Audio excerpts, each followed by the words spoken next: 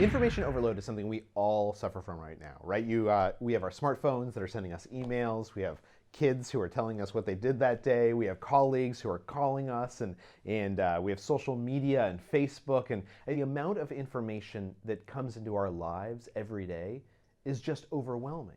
And so this question emerges: why are some people so good at maintaining their focus? Why do they manage to ignore the distractions and pay attention to the information that's important, while others get completely overwhelmed by it?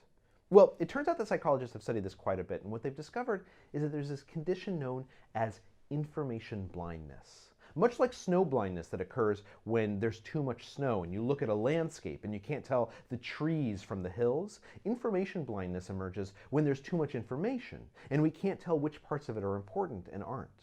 And yet some people are able to navigate this informational landscape. The reason why is because they're good at building what's known as mental models. In other words, they tell themselves stories about what's going on as it goes on.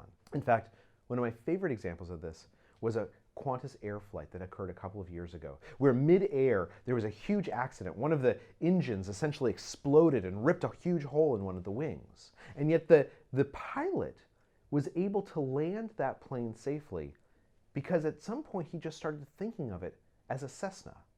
Now, the plane that was injured was a 747, one of the most complex planes on Earth. But the plane that was inside his head, the story he was telling himself, was of this small Cessna, a small little, almost hobbyist plane.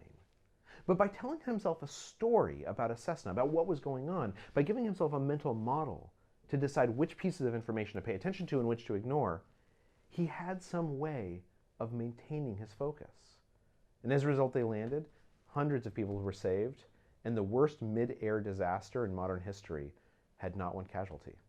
Mental models, telling ourselves stories about ourselves, that's how we can learn to manage this flood of information and to keep our focus.